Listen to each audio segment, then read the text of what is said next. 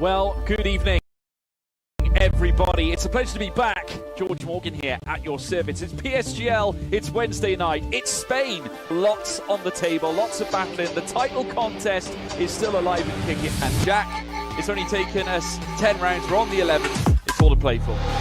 Boromant goes on the inside and takes the lead on the final lap of the race. Now it's side by side between Boromant and Bonnar, but Boromant's got the inside. Literally a guest star here in this phenomenal race. Cameron Dowd looking to take P2 in his very first PSGL F1 PC race. Incredible to say the least. You see there, Putin still leads. 1.5 seconds. DRS is the name.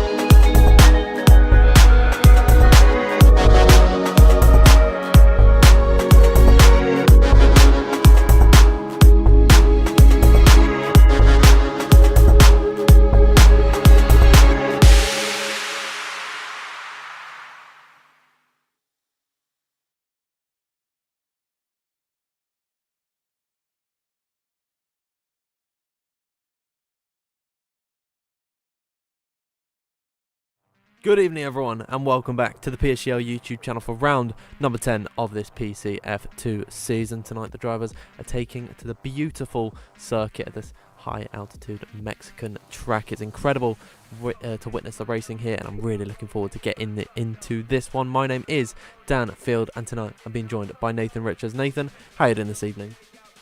Good. Can't wait. Obviously round 10, so we've got quite a far way into the season now, and yeah, it's a nice track. It's a track I haven't commentated over much, so it's nice to be somewhere a little bit different to normal. But obviously we've got the strong grid as always. Obviously a few reserves in as well, and with obviously Joseph now being a full-time driver, obviously that can secure him a spot if he does need to race in the next couple of rounds.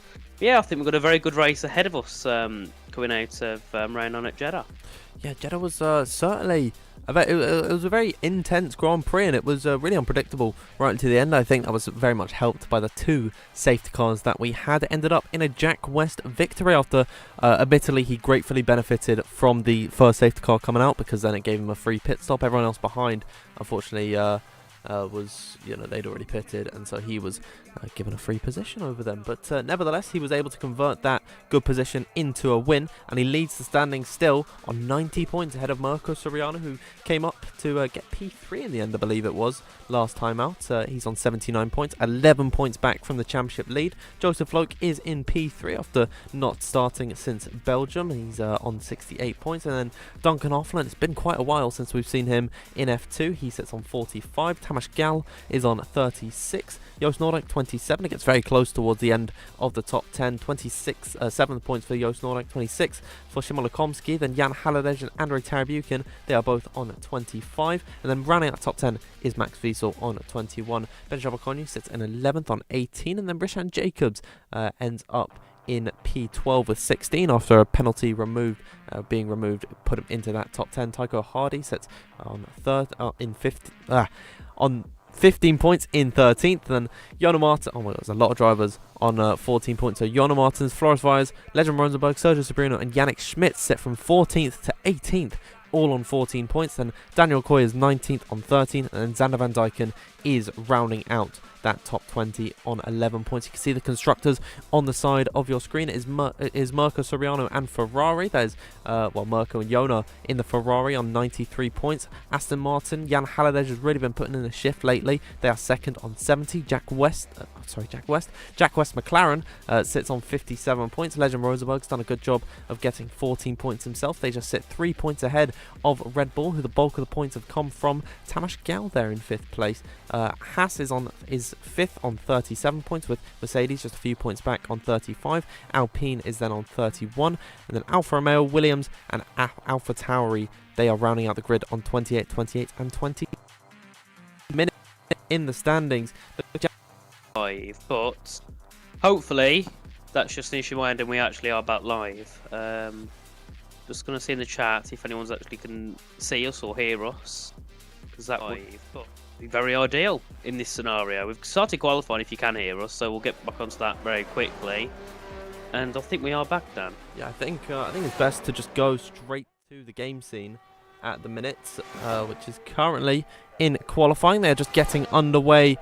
Here we are, we're watching Xander Van Dijken beginning his lap. It's kind of good. We've got the little boring bits of just waiting for everyone to get their laps started and underway, and now everyone is out on circuit getting their laps underway. It's really bad on the stream. Why? You can't see it. It's it's really unwatchable. Why? Why is it doing that? I don't Wait. know. Oh, this is so upsetting. Okay, we might have to come back with Nathan doing the stream here, I suppose here, because Okay. yeah, I'll end it on my end here, and then I have no idea why it's doing this.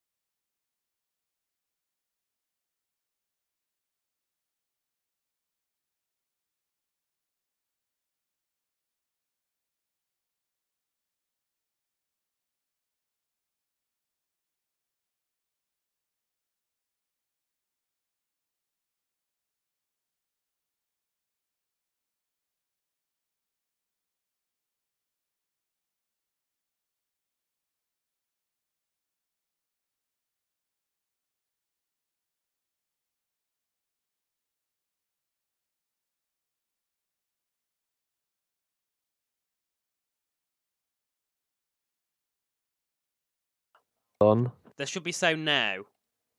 Hopefully. Is there sound? Hello, hello, hello. 1, 2, 3. I'm waiting. Yes, there we go. So there is sound. So Dan, begin again. Okay, so qualifying is well and truly underway. Apologies about all the issues. Now Nathan is streaming, so for some reason mine was just not working. My OBS completely broke. But now we are finally back in, and we can talk you through qualifying at the minute. Tamas Gal, the only driver in the 1:14s at this point. He is ahead of Max Vitor in second, Jona Martins in third, and then Szymon Komski in fourth. I mean, look at how many tier 10 drivers in the top 5 there. So yeah, Tamas Gal seems to be the quickest. Yeah, great job so far. Obviously, sitting 6th in the championship, he's got to get himself some good points scoring. I think if he can keep that gap ahead of Max and Jona, I think he's got a great job of taking himself a podium or even possibly a win. But I've noticed on this game, if you start from pole, you don't normally take away when you end up normally second or third, and that just seems how it's just how it seems to be on this game. But a driver I'm quite surprised about is Yannick Schmitz. Then in P15 at the moment on a 15.2, just over 2/10ish behind Tamas Gal. He was a driver who got second with the fastest lap last week in Jeddah, so obviously originally he only had 1 point before, then last week he got himself up to 14, obviously from getting 13 points in Jeddah. So I think now he's got that, I suppose, bit of an expectation to get himself into an easy top 10 position, as Nina makes contact there with one of the Alfa Romeos coming through that middle sector. Yeah, I think Yannick, if he can improve on his qualifying time, I think he's got a good shot yet again, obviously with his race pace, to keep himself in around the position where he qualifies. Yeah, absolutely, Yannick Schmidt being down in 14th, a little bit of a surprise at the minute. I'm just seeing who's starting laps. Mirko Soriano has got underway, heading in towards turn number 1. I absolutely adore this Mexico circuit. We kind of have to fit everything in now as to what we wanted to talk about before all the issues happened, because then we started midway through and it's just been a mess, but hopefully everything is working out. I don't know why my PC completely just destroyed everything, but nevertheless we move on. Mirko Soriano heading into the second sector, purple at the minute. He's on a 15.1. There's multiple drivers on that lap time. He's on the same time exactly as Kamil Stachera, but seemingly good signs for Mirko. Yeah, I think obviously he got a podium last week, which I think is what he needed. Now he's in the top 10. He's done a decent lap so far. I think yet again a podium winning is what he needs to at least catch himself up to Jack West. Jack, I don't think we actually mentioned him yet. He's in P14. He's got a lot of work to do in this session to put himself up into a position where he needs to be, around that top 5, top 3. Obviously, Joseph isn't much of an issue now, being as he's 23 points back, but he's still in range that if Jack and Mirko make a big mistake, he can obviously do something about it. Mirko heads back into the pit lane. Does Jack West complete his lap? So he's 42 thousandths up in the first. He's just coming through the middle sector at the moment, in towards the high-speed S's section. We'll see what he can do through here. Obviously, Jack, we know, has been the victim to track limits around many circuits many times, and this track is quite strict when it comes to track limits. As Sergio Sobrino into the top 2 with a .945. Now that is a very good lap, and that is a sign that the track is evolving very, very quickly.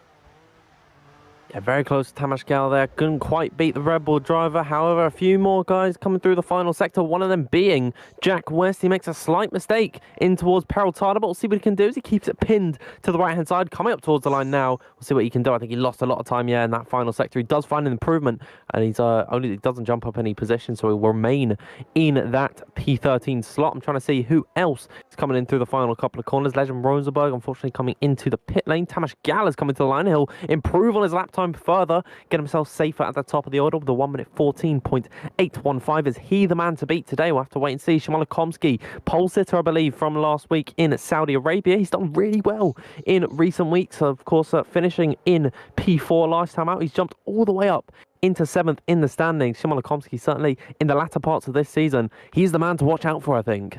Definitely, I think he's a driver that's improved quite a lot, and whether that's the fact he's putting some more practice in, or maybe he's found something that he didn't have before. Yeah, I think he's doing a really good job, and obviously I believe he's one of the top guys in the Polish scene as well. Obviously racing lots of Sol and some of the other national Polish leagues. He's always one of them at the top there. So I think it's not a surprise for him to be near the top in the league. So I think that's why he can sometimes deal with the pressure that maybe some others can't, because they're not used to being up at the top of the grid. As Shimon actually went very wide coming through the end of that first set, so we'll have to obviously back out of that lap. Bencho Bakonyi sitting in the top 7, I believe he is on a lap. And the annoying part is, sometimes it's hard to tell who's on a lap and who's not, because of how quick the track is. Everyone seems to be going quite quick either way.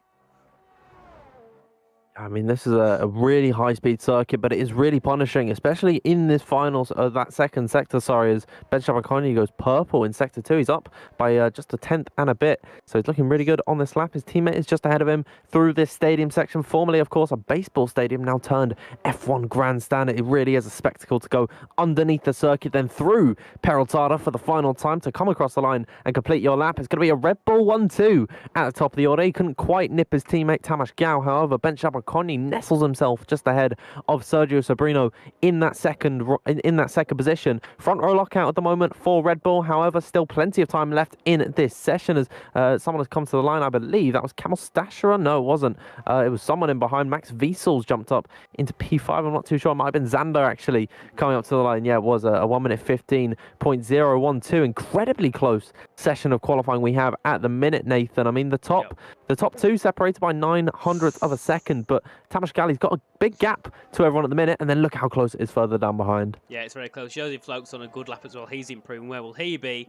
He'll be P4 with the 947, just 2 thousandths behind Sergio Sobrino. Jan Halliday into the top 2. That's a very good lap from him. Duncan Harfland also into the top 6. Now the times are really coming down, and now we went from having a gap that was nearly a 10th between the top 2 to now being about 30 thousandths of a second. Jan Halliday yet again putting in a great qualifying performance, and this time he's got himself back onto the front row. And obviously Tamas Gala as well, another very quick driver who hasn't really had his chance to be at the top, is also doing well, sitting on that provisional pole spot. Max Wiesel, he's on a lap time. He was up by just under a 10th of a second. We'll see if he can improve and put himself into that top 5.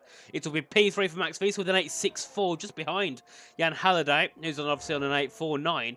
So yeah, it's very close at the top of the grid, and even further down it's close as Yannick Schmidt up to the top 2. He's just ahead of Jan Halliday, just behind Tamas Gala. And so far, no one, considering how much people are improving, can beat Tamas. He's such a great lap. Yeah, Tamas Gala's doing incredibly well, and he might be the driver that is going to, lead this spearheading at the front of the order throughout the entire race. Of course, it can turn into a bit of a DRS train, but sometimes around this circuit, you don't really want to be qualifying in that P1 slot, as there is Andrei Tarabukin to the line, gapping Tamas Gal by just 100th of a second. Andrei Tarabukin, I mean, he's had a few tough battles in recent weeks. He's dropped all the way into 9th in the standings. He's really struggling at the minute, but I think this might be the boost that he needs. He gets himself onto provisional pole at the moment with just under 5 minutes left to go in this session. It really is crunch time, and look how close this grid is. I mean, it is incredible to see around this circuit. It is. 4 minutes left. We've got Legend Rosenberg just coming through the final corners, but this is such a close grid so far. And I think this is arguably one of the closest we've had in the terms of that we've got so many different drivers from so many different parts of the championship up here fighting for the top 5, top 6. Obviously, the big surprise for us, Dan, is Mirko and Jack, 15th and 16th. Now, Mirko, unfortunately, that isn't much of a surprise from what we've seen from him recently, but Jack, the only time he's finished any lower than any lower than where he is now is in Austria, where he had a bit of trouble in qualifying. He started 18th, but apart from that, he's always been in the top 5, top 6. So, yeah, he's either got a lot of work to do in the race, or he's got a lot of work left to do at the end of this qualifying session. Obviously, we've only got about 3 minutes left, so you've got pretty much one chance, and that is it, to get your final laps in. And we know, obviously, when it comes to your final runs, sometimes you are under more pressure than you are at the start of the session. So that's an issue that Jack and Mirko have got to face, being under more pressure than they normally would, because you know it's your final shot, and you make one mistake, and that is you done for qualifying. And, well, around the track a lot of this with how quick it is and how much the DRS isn't, well, the DRS train can become so much of an effect, is you're down in 15th, 16th, you've got a lot of work to do, and then that's when you start thinking, right, we're going to do a different strategy to this, we're going to try something different, because around here, sitting in a DRS train, it just won't work, will it, Dan?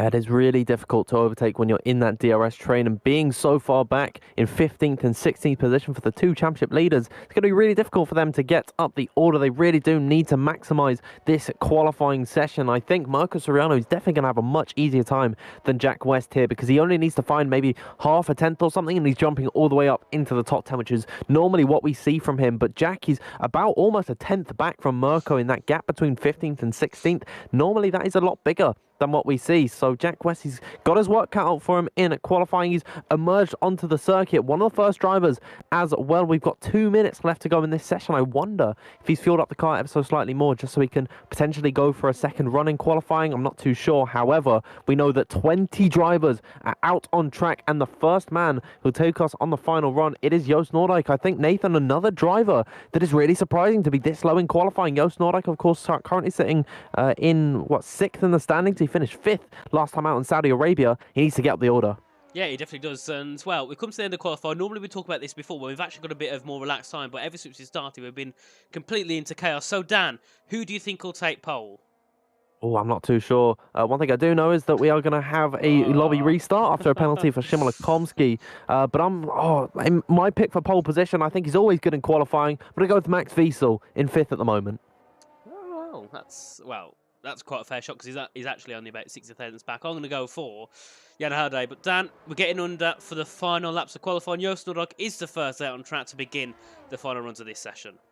Here we go then. Joost Noordijk going to be taking us underway for the final lap of this session. Everyone is stacking in the final sector, but him and the Ferrari in behind of Jona Martins, currently sitting in 13th, they've decided they want to go for it. They don't want to mess around at the back of the order trying to squabble for position. Here we go then, in towards the first set of S's, where you really have to open the corners in through here. Run it out wide, use as much track as possible, scrub off minimal speed, open up the DRS, and then head down the Trans-Sierra straight into this heavy braking zone at turn number 4. It's a hard left here, braking at the 100-meter board, kissing the apex on the inside, keeping it to the left, and then switching it over to the right, and using all the track possibles. You get the run in towards Horkila, this beautiful turns 5 and 6 complex. Run it out wide, and then get the best run possible in towards the S's, where you have to be pinpoint accurate through here. It's all about bravery. You've got to keep your wits about you, because it's so easy to invalidate through here. Joost Noordijk, though, he's done a fantastic job of keeping it clean. We'll see his improvement in the second sector. He's improving only by 0.04 of a second second, but with how close the gaps are at this point, that could mean everything, as now a few drivers struggling to make it to the line. I think they're just about... No, Legend Rosenberg missed out, so he's not going to be able to set his final lap in qualifying, and he's really just...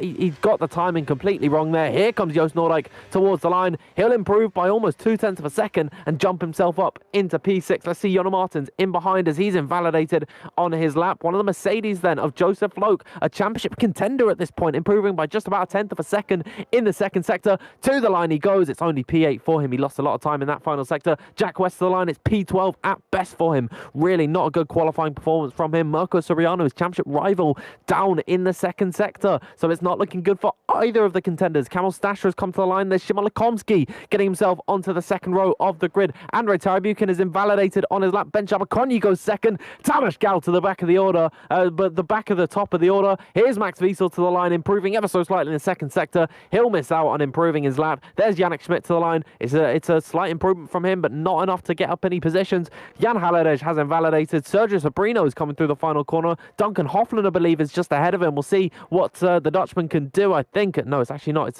Jan Hallerij slowly coming to the line as now as, I'm not too sure what's happened. We've got migrating host. Sergio Sabrino's not, We've got an issue. not set his lap. I'm not too sure what's happened here. Yeah, because Duncan and Sergio both had valid times, and well, they just didn't improve. They didn't improve. It didn't come up though with the checker flag. I got confused there. Oh no! Don't say bad issues again. I think it's okay. I think there was just a bit of lag because of Yona leaving the session. So I think Tamas Gal on pole position here ahead of Tandre Tarabuk. Tandre, it's a nice new nickname for him. Ben Jabakonyi in P3, Szymon Lekomski in 4th. Yeah, I think it's a great qualifier. Obviously, you've got Yannick as well, Jan, Max, all in the mix. And we've got, well, the championship condensers, the three of them, 10th, 13th and 14th. That, well, it gives opportunities to others who aren't normally at the top. They've got the chance to be a little bit higher. And, well, with the way this track is, it's not going to be easy for those guys to move up. So maybe... you know, the likes of Andrei, Tamas, who don't always get the best results they can, they now have a chance for a podium, maybe even a victory. But look how close it is down. Between the top 6, less than 1/10 of a second. The top 10 separated by just over 1/10 and a half. And wow. Well, according to my screen, half of them didn't use any tyres. Yeah, I've got that as well. I'm not too sure why that's happened, but Tamas Gal on no tyres at all has been able to take pole by 0.04 of a second ahead of Andrei Tarabukin, who out-qualified Ben Jabakonyi by 0.05 of a second. Szymon Lekomski is 4th, and then Yannick Schmidt ends up 5th. 6th is Jan Hallerij. My pick for pole, Max Wiesel, unfortunately, all the way down in 7th, ahead of Joost Noordijk in 8th. And then round at the top 10 is Kamil Stasher and Joseph Loke. Sergio Sabrino just missed out on the top 10 with Duncan Hofland, Mirko Soriano, Zanna Van Dijk, and Jonne Martins, Daniel Koyer, Tycho Hardy, Rishan Jacobs, and Legend Rosenberg in behind. I had to quickly go through those names there. But Nathan, I mean, some of the big names being that far down the order, you know, like Jack, like Mirko, like Duncan, it really does. It really can be exciting for the end of the session. It can, and I'm just trying to get our cameras on because we have enough time to. Unfortunately, Dan, for today you are Jess Ball, because I haven't got it changed yet. I'll try and get your camera on as quickly as possible, and then you can actually be with us. Yeah, what a mess this has been today. But if you can on Photoshop, just like scribble out Jess's name, write mine in there. But I guess I'm Jess for the day for some reason. And my this happened ages ago. I don't know why this happens. My camera's gone black now. Oh, there we go. Right. I think it works now. We have time. Let's do a bit of here we are. Right. Now, will this work? We'll write Dan's name in. Oh. I can talk everyone through qualifying if you need be at this point. I mean, you know, qualifying was very exciting here. It was so close right towards the end. Nathan, I think you're absolutely right that the likes of Tamas Gal, Andrei Tarabukin have been so close to grabbing that brass ring, but you know, over the course of this season, they've not been able to because of, you know, the big names like Jack, Mirko, and Duncan, because of them being so high up the order, being so low down the order, it really could be a good opportunity for them to qualify well. So I'm really excited coming into this race, and I think it could be a real treat tonight. There we go. You're on the screen now. And hey, we are So there you go. Very quick, and Dan's name's back. Not the right font, not the right background, but it's there. And next time I'll be prepared just in case this happens again, because the one time I've never had anything prepared was the time where I needed to be prepared. Yeah, I So mean, I'll be in a whole new location next time. Next time we're here, I'm moving back into my uni accommodation very soon. Very excited for that. But no more bunk bed underneath the bunk bed. I hopefully should have faster internet as well. Maybe that was some of the issues going on tonight. But yeah, I think we got to put the issues behind us, Nathan, and continue along. yeah, I think we've got a great race ahead of us. I'm excited to see what the drivers can do. Around here. Like I said before, it's a track I'm not very experienced with, so it's quite a newish thing for me as well. The only time I've actually commentated here was when I had to fill in for George when his internet died around Mexico for PSGL. Apart from that, I don't think I've commentated here once. So it seems that for some reason, like for this track, I end up always having to jump in for any issues. So I suppose it's not very. I suppose this track isn't very. It doesn't like me very much. Well, maybe it wants you to be in the limelight or something. I don't know, doing the stream. I don't know. Maybe it's the opposite. You know, the track actually loves you. But one thing I'd Could be. know, so I love this track. So fun to watch racing, and you know, one of my favorite things about it is back in like F1 2019, 2020, a two-stop was very viable around here because of just how much the tires completely melt away along this circuit. Normally that's not the case anymore. But Nathan, tonight, tire strategy gonna be so fun to watch. Yeah, definitely. I didn't catch the stream last night, unfortunately, but I did hear there was quite a mix in strategy. So I think that, yet again, on this game is something that has really made it more entertaining. The different strategies, the undercuts and overcuts, all coming into play. So I think maybe, you know, we might see someone move up 3 or 4 positions just because they chose a different competitor tyre, which could make it a lot more interesting. So yeah, I'm quite excited to see how this race goes. Obviously, like I said, Jack, Joseph, and Mirko might need to try something a little bit different to the rest, just so they can try and move themselves up a few positions, whether that being starting on the hards, going a bit longer, starting on the soft and trying to push through the field as quickly as possible. That is all the things they got to think about. Obviously, they'll be with their engineers and maybe just with their friends, obviously deciding what the best strategy is to go forward. But they don't have much time to think because we've got a couple more people left to join, and then we are underway. And yes, Carchel, you can ask me a question.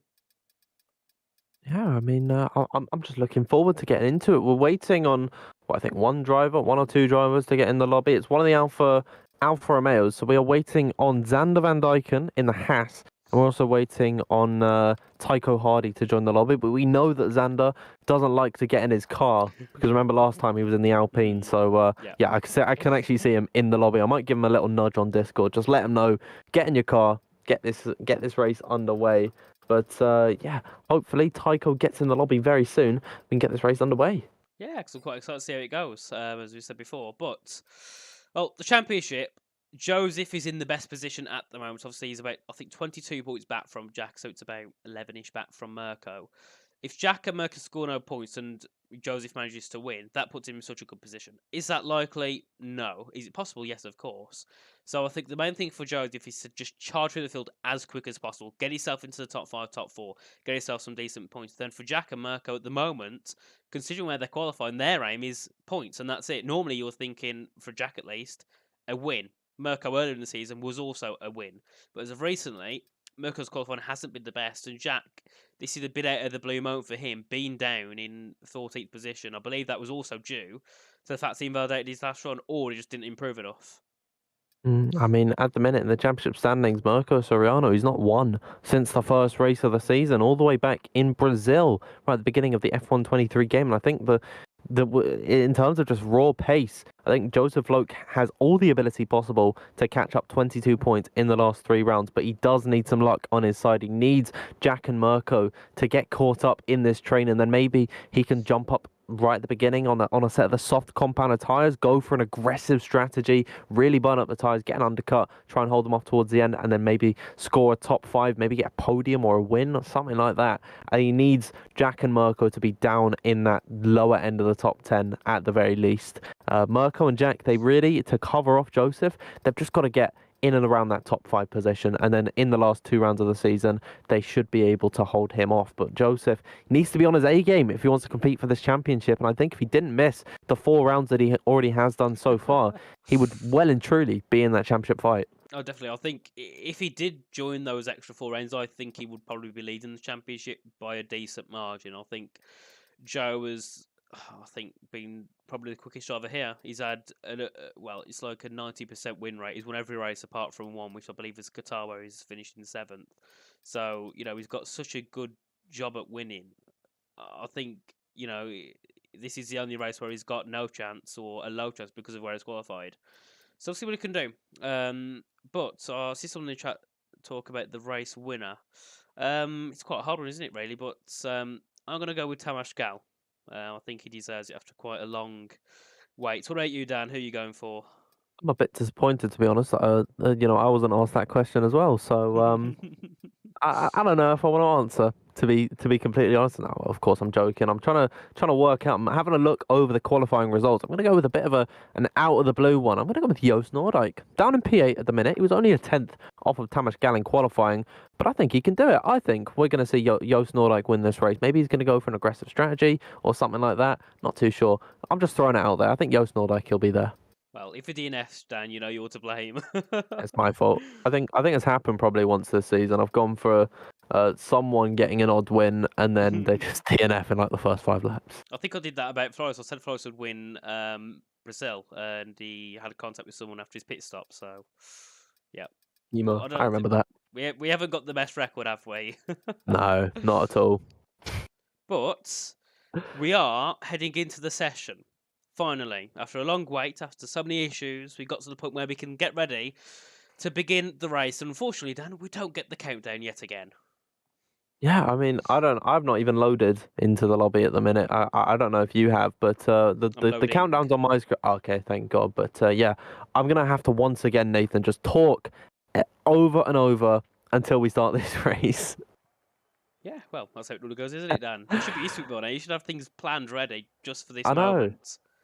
I need to drop some facts about Mexico. I'm trying to think. I mean, I remember doing a bunch of research on it before. I know that they used to that final sector used to be completely straight through Recta de Valo, but then they changed it in like 1990 or something due to safety conditions. With these F1 cars getting faster and faster, taking that completely straight into that final corner just not work at all. I'm trying to think, what else can I do? There's so much to talk about this circuit. I really do love down at Horquilla, the grandstands over there, because you get a perfect view down the Trencera Straight all the way through that second sector complex and then looking onto the start of the S's through turn number 7. It really is bang for your buck. So I'm really excited to see how this race catches on. I think we actually get that camera angle as well along the circuit. Hopefully they'll let us use it in this race, but we know that F123, they're not very kind to us when it comes to the camera angles. I mean, that happens so often. There we go. Finally, all my waffling's paid off because now we've got 5 red lights here in Mexico. And we are underway, and it looks to be a good start from Tamas Gal heading in towards turn number 1. Ben Shabakoni is all over the back of him. Andrei Tabukin going to look towards the inside, and they're going to be 3 wide heading in towards turn number 1. Andrei Tabukin going to back out there. Now Shimon Konski's looking to challenge him, but it's the 2 Red Bulls going side by side into the first corner. There's Joost Noordijk down the inside of the first corner. Who's going to get bitten? Who's going to hurt down the order? It doesn't look like anyone. However, it's Ben Shabakoni. 2 cars going off the circuit there. I believe that was Lakomsky and Noordijk. Joost Noordijk, what a start from him. He's all the way up into third as now Andrei Tabukin is trying to go back up the inside in towards the second sector. The 2 Red Bulls coming out strong. Yeah, and that was going to run well. 4 wide. That's Janet Schmidt gone round. Jack West entered 19th. He's had an issue. But yeah, they went 4 wide into turn 4. That was never going to work. I'm on board with Jack West currently, who's at the back of the field, just trying to push himself through and get himself some position. You've got Richard Jacobs also trying to get aggressive on the back of some of these drivers. And they will have a look at the tyres. So, softs for Joost and Bench. Everyone else on hards, apart from Jona Martins, who's on a set of mediums. So, near enough everyone's on the hard. So obviously no one down the bottom of the field has really got an advantage with the tyres. Jack West looking for a move on Rishan Jacobs into the inside at turn 12. And he goes for two of them. Has to back out nearly hit Xander Van Dyken and sent him round. But Rishan now demoted to 19th. There's that. Oh, Yannick Schmidt. That's a bit of a send. Xander Van Dyken goes round. And Yannick Schmidt also gets caught up in that one. So that's another big mistake there made from Yannick Schmidt. He's down to 19th. Jack West back up to nearly where he qualified. And Mirko Soriano making some moves as Joseph Allright now takes P2 down in towards turn 1.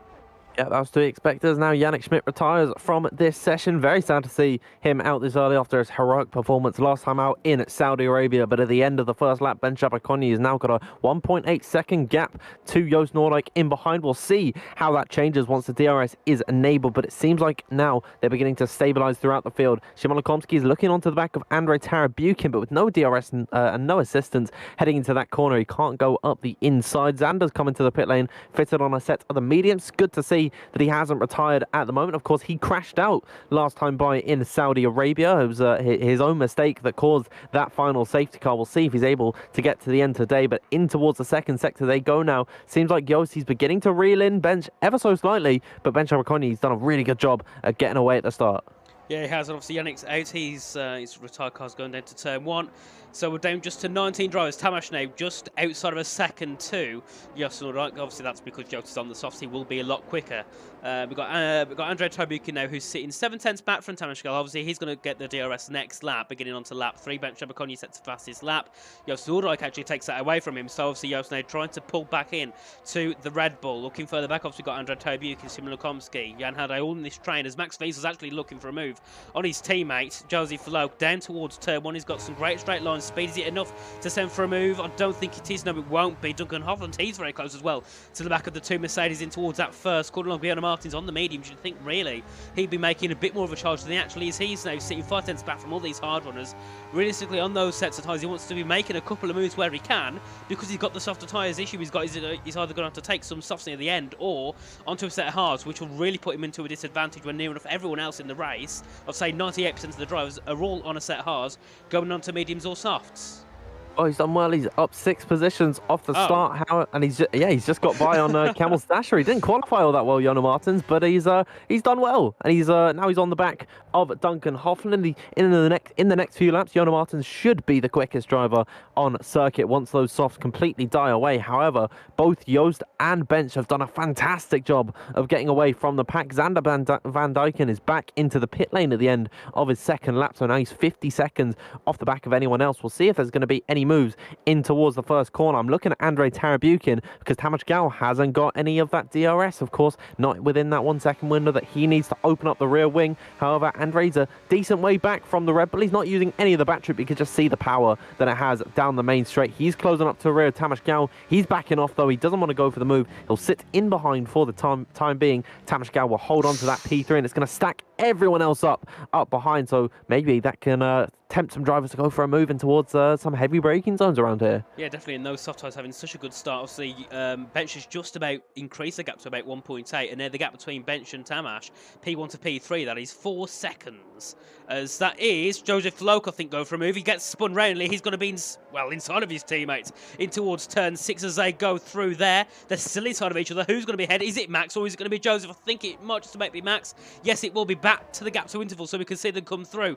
This SSE section, still inside of each other. They need to back out. There we are. Joseph backs out and backs into V7, and, well, yes, that was, that... out of context, that wasn't the best thing to say, but here we are. Max Wiesel down to P7, Joseph Floke demoted down to P8, and, well, that's the first time we've ever seen Joseph's teammate actually overtake him. So, the question is, has Joseph not got the pace around here? Normally, he's fighting for wins, now he's fighting for P10, near enough. Oh, well, make sure you're watching PSGL with your eyes open, because I think if you had your eyes shut there, your screen was black, that wouldn't have been a pretty sight. But yeah, Joseph Loki, he's making a lot of mistakes at the minute. I think he's taking a lot out of the tyres, and it's not helping that he's got pressure from both Duncan Hoffman and Jono Martins from in behind, is now heading in towards turn number 1. Andrei Tarabukin, further up road, has made a move. There's Jono Martins taking 2 in 1 down in towards the first corner. He'll get on by Duncan Hoffman, not able to get through on Joseph Loki. They all got a bit stacked up through there, but however, Joseph is all over the back. once again, heading in towards turn number 4, down at the end of the Transit straight. Jonah Martin's going to try and cover off the outside, but however, Joseph Loke has made that move stick on the inside. They're still going to run wheel to wheel around the outside. Can the Ferrari pull off the move? Can he hold on to that P8 that he's just been able to capture? It doesn't look like it. So Joseph Loke's done well to defend that position. However, they're sacrificing a lot of time now. It's 7/10 between Max Wiesel and Joseph Loke here. Yeah, considering Joseph's on the harder tyres, he's done a great job there to get back from Jonah and defend it well. That's the thing around the track like this. If you got the better line, it's so easy to defend. As that a little bit behind, he's Duncan Hoffland going for a move up the inside of Jonah Martins in towards turn 12. And what a stupid camera angle! We didn't see any of that move as we went into that corner. And now you can see Jonah just ahead of Duncan. Duncan's still trying to get a move, and he's got Camel Satcher right behind him, looking for a move as well in towards the final couple of corners to put himself into P10. Is it going to be enough? No, it's not. But we've now got Mirko Soriano also right behind Camel Satcher, heading down that main straight into turn 1. No one else making any moves apart from this battle here for P10 down to P12. They're all looking to get themselves through. Look at that, Camel within a tenth and a half. Tamashkal takes back P3 into turn 1, and can we see Camel send it up the inside? No, he sits back. He takes the outside line. Obviously, that sends Duncan defensive, but I don't think, yeah, so Duncan knew how to play that well. Obviously, Camel's strategy was Duncan goes deep, Camel can get a switchback. That didn't work because Duncan knew where to place that car, even though we went a little bit to that inside line. What happens then as we continue along lap number 6 of 36? We've still got 30 to go, 31 laps to go left in this race. Still a long way here in Mexico. So, I think if drivers, they're making mistakes, then it's not going to be too detrimental to the full Grand Prix. Of course, a very short circuit, this Mexico, and so that is why it is, a whole 36 laps around here. It's a beautiful track. As now I'm watching Jonah Martins as well on the back of Joseph Loke. Sorry, I'm going off on a bit of a tangent here. Jonah Martins, though, he should be the quickest driver on the grid. Those softs are beginning to die off, I believe. I think Joost Noordijk and Tamas Gal, the gap sort of stabilised between the pair of them. Joost Noordijk certainly isn't pulling that gap anymore, and I think Tamas actually might be able to close off ever so slightly. That'll mean the advantage is going the way of the medium runners. Jonah Martins on the back of Joseph Loke heading in towards turn number 1. The DRS is going to be cancelled out through here, so I think Joseph, he might be just able to hold on at the moment. Looking further up the order, there's Andre Tarabukin going once again through on Tamas Gal, and I think those guys, Nathan, are just going to be swapping around positions for the next few laps, slipstream off each other and closing to the back of the Haas. Yeah, well, they've got nearly a 6-second gap to mention Baconio. Obviously, those soft tyres doing wonder at the start of this race, and they've got a 3-second gap to Joost Noordijk. So, I think their main aim at the moment is P3 and below. So, obviously, that's why you can see Andre and Tamas, they're not really fighting too well. They're just going to pass each other on the straights with that DRS because it's just easier to pull each other wrong than it is to keep fighting hard, because there's no point. You're going to lose too much time, and that's when you're really out of contention with the likes of Joost and Bents. The only thing that will mess those two up now is probably a safety car, because that gap they've got back down to nothing again. So they've got to hope the safety car doesn't come. They've got to pit. I don't know how long you're around here. Maybe 11, 12 laps on those softs before you switch to a set of hards. I don't think a soft medium is that viable because of the track. Because of that's Mirko getting through on Camel. Because of the track. What's the word? Tire degradation. There we are, being that high. Yeah, I think around this circuit, a safety car is pretty unlikely due to the fact that there's a lot of runoff, especially in that S section. If you go for a spin, it's likely your car's going to be able to get stopped before you hit into any wall. However, that doesn't rule anything out. So the safety car definitely can come out and ruin some of these strategies. If it were to come out right now, right this second, then the soft runners would massively benefit from that. They'd essentially get to take a free pit stop. And now we've got some beautiful battling heading in towards turn number 1. Tamas Gal's gone through on Andre Tarabukin. Shimon Lakomsky is looking to go on and try and make that P4 move stick. However, he's not been able to do it in through turn number 2 and 3, but side by side off the exit, down the Transera straight. There's Shimon Lakomsky up the outside, and he's going to make that move stick. Andre Tarabukin losing 2 places in the space of just 3 corners. Yeah, I don't know what happened there between Andre, but it just seemed like he had no pace going down in towards the first few corners, as that's Jack West fighting with Legend Rosenberg for P15 and P16. Jack still getting nowhere in this race. Mirko's moved up to 11th, Joseph's into P8, and Jack's still stuck in P16 behind Legend Rosenberg, who's holding him up because now they're they're over a second out. So this DRS train normally would be watching about for P16, but this is a battle for P15 and 16 with the championship leader.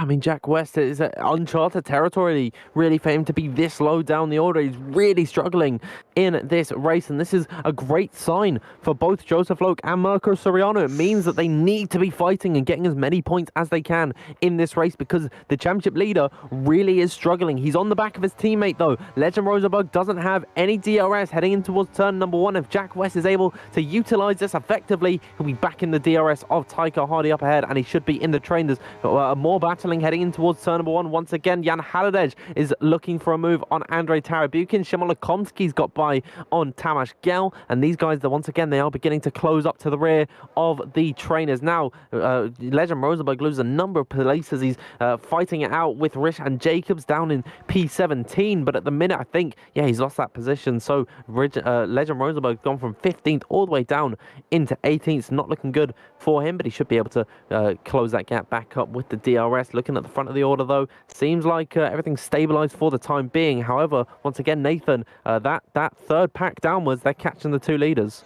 Yeah, they are. I've just looked at they're catching them quite quickly. But Legend, he's just proved to us that when you're outside that DRS train and you're the front of the DRS train, it shows how quickly you can be eaten up by the pack, especially down into that first sector. So, that is the issue. Well, that's what Bench and Yost have been able to avoid. That just being eaten up completely down that main straight. Even on the soft tyres, sometimes you can still have no advantage down that straight. So obviously they're going to have to pit soon because they're being caught up quite quickly by this pack, even though they're all battling. Yeah, so I think at the moment the strategy goes their way, but it depends about their pace on the hards or the mediums. I think that's what's going to really make it count for them. If they have no pace on those hards, they're going to be absolutely done for when it comes to the races. Legend's retired in the pit lane. He's done for today. He'll finish 19th. He'll be DNF'd in the race. So that'll move Xander back from last, which I suppose is good for him, as Daniel Kerr gets himself ahead of Jack West, who's now back down to where he qualified in P16. This, so far, is really not a good week at all, is it, for Jack West, Dan? Oh, Jack has really struggled. He come off the highs from Saudi Arabia, taking the victory there. Now he's down in the dumps here in Mexico. It really just shows how everything can change very quickly in F1 esports, and I'm wondering if just Jack doesn't like this circuit, or if he made mistakes in qualifying.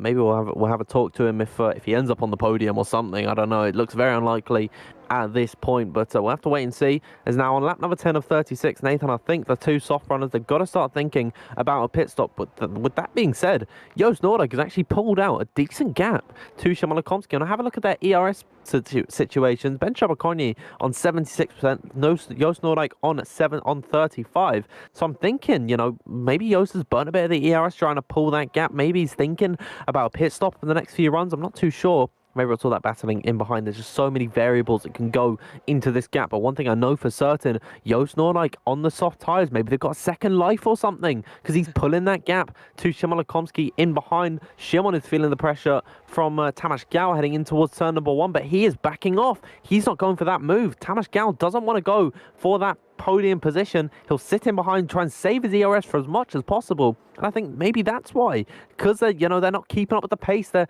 thinking close-mindedly, Nathan. I think they're thinking about the battle that they've got in front of them, not ahead of them in Ben Chabakonyi and Joost Noordijk. So Tamas Gal has got to get a move on, I'd say.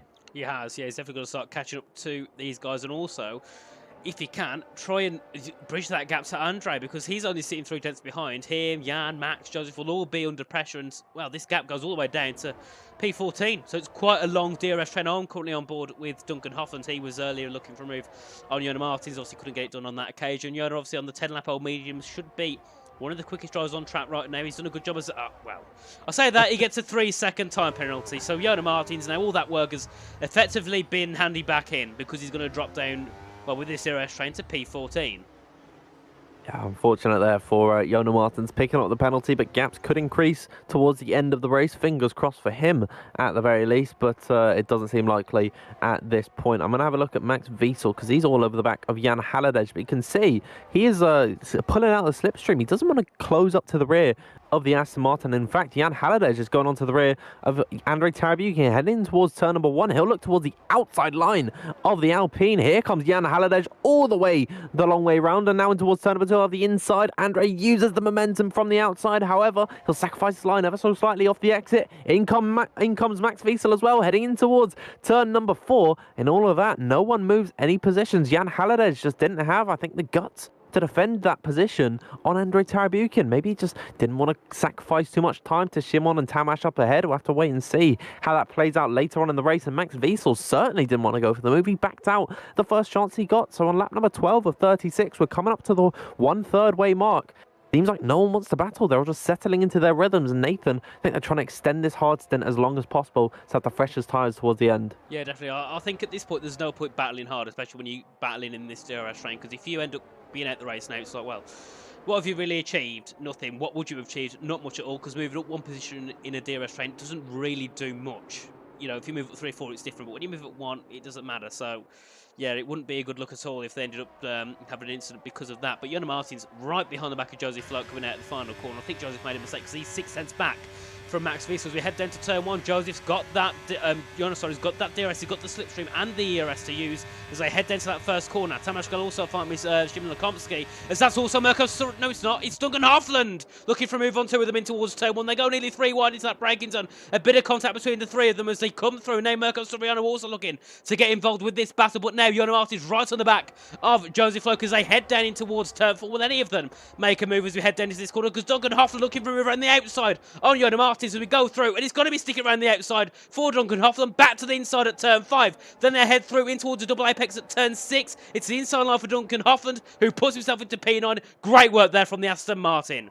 I don't think Jonas Martin's tyres have got any grip anymore. 12 laps on this set of the mediums. They're certainly not going to be in the best condition, and definitely the hards are going to be the quickest tyre at the moment. Jonas Martin's, though, he was all over the back of Joseph Loke heading in towards turn number 1. I don't know what really stopped him from just going deep on the brakes and trying to hold it around the outside, and I think that is allowed for Duncan Hofland to get the run that he needed to go for that move, and Duncan's done really well. It's opportunistic from him. He sat in behind, he tucked into the slipstream of Joseph Loke, waited for them to slow down and compromise their line through the corners, then got the best run in towards 2 and 3 to capitalise on that mistake. So well played from Duncan Hofland. Jonas Martin's going to be relegated down into P10 for the time being. However, he is still all over the back of Duncan Hofland, but Mirko Soriano looking in for the fight, heading in towards turn number 1. He's got a better run than his teammate. Is going to look up the inside, brakes later. No, actually, Jonas Martins is going to back off ever so slightly. Let Mirko Soriano go through. Now the championship contender, P2 in the standings at the minute on 79 points. He's going to get himself on the board in P10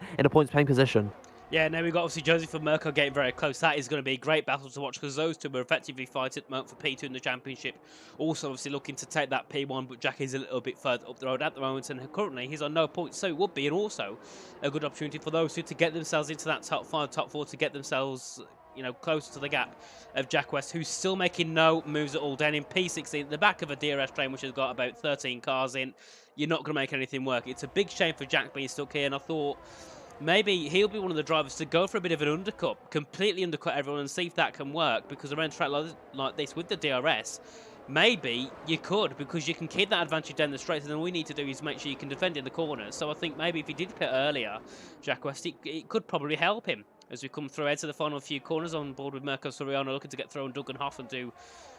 Considering the fact he hasn't been here for a few rounds, he's sitting in P4 in the standings, as that's Jonas Martins heading into the pit lane to make his first pit stop, the first proper pit stop of this Grand Prix. Obviously, he'll go into a set of hard tyres to complete the rest of this race, as he'll drop down to P17. Be quite a far bit off, but obviously if he can get himself up to temperature on those hards quickly, he should hopefully be battling for a P10, maybe a little bit higher in this race.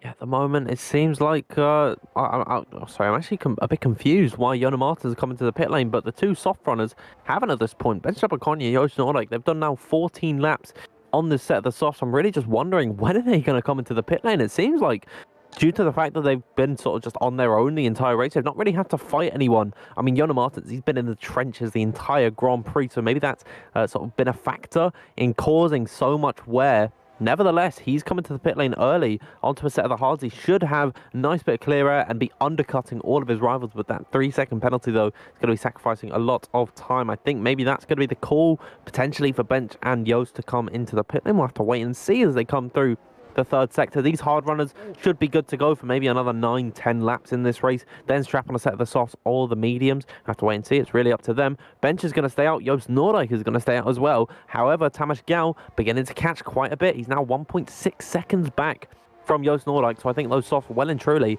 are dead now. Yeah, we've got Andre Trebuchin under pressure from Jan Hade. Andre made a big mistake into the stadium section to put Jan right on his tail as they head into turn 1. It's the outside line for the Aston Martin. Can he get himself ahead of the Alpine into turn 1? It will be around the outside. Bit of sliding yet again from Andre Trebuchin. It gives Jan a bit of an edge though going through to turn 4. Contact, both of them off track there. That puts, that's Max Wiesel looking to get himself ahead. He's now into P5, and that is a big mistake made from both of them that has dropped them positions. Andre keeps himself ahead of Jan, so there they achieved nothing apart from losing a position. Max Wiesel sitting back, he watched that, he knew something was going to happen, he saw them go off track, straight through into the top 5. That is perfect execution there from the Mercedes. Now he's just under a second from Lukomsky, where he should be able to try and slowly bring that gap back. But look at the gap between P2 and 3, 1.2 seconds. Those softs, it's like they've dropped off on one lap. They've just completely lost pace out of nowhere.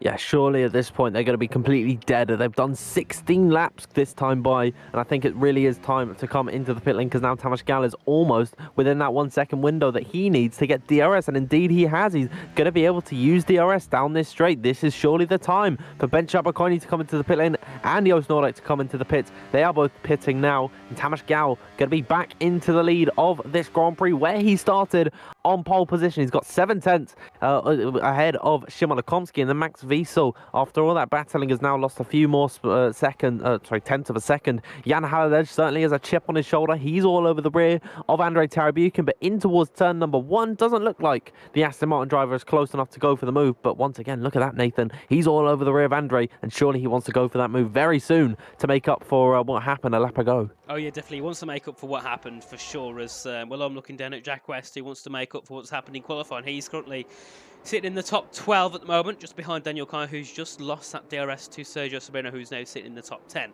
So Jack ideally wants to get his throw through on Daniel when he can. Obviously, he was fighting with Legend, who's been fighting with Daniel pretty much this whole race, and now they've got Richard Jacobs sitting just behind as well, who will also looking to get himself ahead of Jack West. So obviously, Jack's in such a horrible situation at this point in this race. So this is one of the worst tracks, along with a track like Saudi Arabia, where you do not want to be stuck in that train at the bottom of the train, because it puts you under such an issue. And obviously we know the track, the tyre degradation is so high, sometimes maybe the undercut isn't the best possible strategy. In fact, if you won't make the end of the race if you undercut that early. So we'll see what Jack West decides to do and when he decides to do it. So I'm currently on board with Sergio Sobrino, sitting 3 tenths back from Kamal Stocher. As we've got people into the pits, we've got, I believe that's an Terry and a McLaren, no, Ferrari, and it looked like they nearly made contact into the pit setup, so hopefully they didn't. But yeah, so 2 of the hard runners into the pits, so maybe now that's a call for others to start heading into the pits, as that's Duncan Hoffland on the back of Joseph Loke into turn 1, but just not close enough to make a move on that occasion. We'll see what he can do off the exit of turn number 3. Joseph Loke seemingly has a bad run, and now Duncan Hoffland's on the battery, heading in towards turn number 4. Down the Trans-Sierra straight they go. Will Joseph Loke try and hold that up the inside? Indeed he will. We know how aggressive Joseph Loke is, and we'll see if he's able to hold on to that position. Doesn't look like it for the time being. He knows, though, that Duncan Hoffland, if Jan Haladej chooses to pit before him, he's going to have to stay out potentially an extra lap. So Joseph Loke has the opportunity to undercut Duncan Hoffland here. They're going to be sacrificing a bit of time now to Sergio Sobrino, who's beginning to close that gap, now down to just 9 tenths of a second, so he's well within that DRS range of the rivals in front of him, as now that gap really has just been bridged. Sorry, and now Nathan, we're halfway through this Grand Prix. Tamas Gal's leading ahead of Szymon Lukomsky in second. Third is Max Wiesel. When are these hard runners going to come into the pit lane? Both Mirko Soriano and Kamal Stachura, they've essentially triggered the undercut, because now here comes Szymon Lukomsky. After 19 laps, he'll be into the 18 laps, he'll be into the pits. There's Jan Haladej, there's Joseph Loke, there's Sergio Sobrino. So all these hard runners are going to be taking off that set of the tyres onto the mediums towards the end of the race. So I said Jack West could try the undercut. Actually, he's going to go for the overcut. So now he's still out on those hard tyres, along with the likes of Christian Jacobs, Daniel Kaya, and obviously the top 4. So yeah, he's obviously going to try and see if that overcut can work. Ben Chabakonya gets himself easily ahead of those guys there. Jan Martin's obviously on the 4-lap old hard with the penalty. He's 4 seconds back, so I think he's kind of not got much going for him in this race at the moment, but obviously we'll see if that can change as we go through this Grand Prix. Mirko Soriano looking to get a free move on Tycho Hardy. He's been eaten up by the fiddle down towards that first corner. Obviously Tycho, even though he's on the warmed up tyre, should be a lot quicker, but he's been eaten up by Kamal and Mirko, and now he's got Jan Hardy within 6 tenths of a second of him. So we'll watch this little battle to see how quickly these upcoming guys can get through on Tycho Hardy's. Obviously he's not really a driver fighting for much in that top 5, top 6, so realistically Jan and Sergio and Johnson need to get through on them very quickly. But it seems like Joseph's off time in the pits because he's 1.3 seconds. No, sorry, he's 7/10 back from Sergio, who's over a second back from Jan. I think maybe that Mercedes pit box has slightly held him up ever so, just a little bit. Hopefully that's not the case though, and he's able to close the gap to Sergio Sobrino very soon. But Sergio's also lost a bit of time to Jan Halliday as well. So I think, yeah, maybe Joseph Loke got held in the pit lane with drivers coming on through. As now Tamas Gal has come into the pits. He's binned it. As Daniel Coyer, I think he's crashed coming into. He has. Daniel Coyer's crashed coming into the pit lane. That's why he's retired. I thought he came into the pits and crashed out. I can't see. I can see his front wing there. Daniel Coyer out of this race now triggers the safety car on lap number 20 of 36. And Nathan, I was saying earlier on, safety car's so unlikely here. I mean, you're so far away from the rules, and Daniel Coyer's just gone plain into one. I mean, that's so easy to do, unfortunately. And now I think Mexico is pretty difficult to get into the pit lane. Daniel Coy is proving why. Now they've got to weave their way through the safety car. Max Wiesel, Andrea Tarabukin, Duncan Hoffland, Jack West as well. Going to be absolutely laughing. Rishan Jacobs too. They all get to come into the pit lane and lose a lot less time than their rivals here. Yeah, it seems like what Daniel's done is he's gone into the pits and he's locked up. And Rod, I didn't celebrate. I was just quite shocked to see someone bin it onto the entry of the pit lane. I don't know if you know much about that, but still, you know. So I'm just laughing at the fact that now it's 2 races in a row that Jack West has benefited from the safety car coming out, because he gets a free pit stop now. He was running down in 15th, 16th position. He's benefiting a lot more today than he did in Saudi Arabia. We'll see if that's happened, but yeah, now they're all into the pit lane as expected. We're on the safety car conditions. Nathan, Max Wiesel, Andrew Tarabukin, Duncan Hoffland, all these guys going to have excellent strategy coming towards the end of the race. We'll see, though, where they end up in regards to Ben Chabakonyi, Joost Noordijk, and the rest of the drivers. Now, Tamas Gal and is heading down into... What's happened with Tamas Gal? Oh, sorry, I messed up there. But yeah, Tamas Gal heading in towards turn number 1. You can see, I think he's just going to be ahead of these guys. Maybe a slot into that train. He'll be just ahead of Duncan Hoffland. Now, Jack West in 10th position, so he's gained about 6 places in all of that. He's not going to be too happy, though, because few of his rivals, Max Wiesel, Andrei Tarabukin, he was right behind them. They're now 3rd and 4th. Yeah, well, it's I suppose it's helped him a little bit, but the issue is for Joseph Loke, he's pitted again. He's on a set of softs. Now that, with Joseph being quite an aggressive driver, that could end well, but it could also end bad. So we'll see how that works out. Obviously, he thinks that those softs can go the next 15 laps. Bench and Joost proved it, and they're in really bad position, aren't they? They pitted early, and they got Max, Andre on the 0 lap old tyres, 4 laps newer, which on this game is a massive margin. Yeah, it's really going to harm them in this race. So we'll see what happens with those after that. But they're still obviously back into 1st and 2nd. And Jack West, he's been helped heavily from this, as well as Andre and Duncan haven't lost as much time as they could have done if obviously they didn't pit under the safety car. But it has, I suppose it's helped Mirko as well, hasn't it? He's up into P8, Jack's into P10. So it's gone from Joseph being ahead of both of those to both of those being ahead of Joseph and in the points. So it's completely flipped within, 3 laps? Yeah, I mean, I think what's happened here for Joseph Loke is he's seen that Jan Halliday is an 11th. He was behind Jan on worn-out medium tyres. So I think, why not come into the pit lane? You're not really sacrificing all that much track position for a set of tyres that you definitely can take to the end of this Grand Prix. As now something's happened between Jono Martin's coming into the pit lane. Once again, I think I might be for another set of the mediums. He doesn't think those softs can go. Oh no, he's getting a front wing change. Something's happened with Jono Martin's under safety car.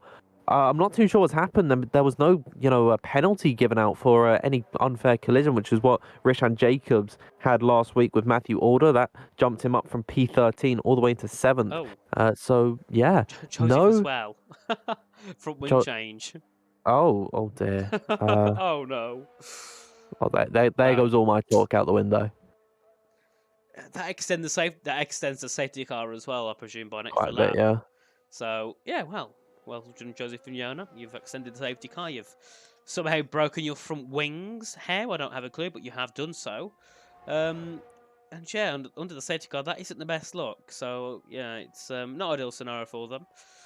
But I'm keen to see what Sergio can do. Because obviously, he's not got a penalty. He's not right at the back where Joseph is.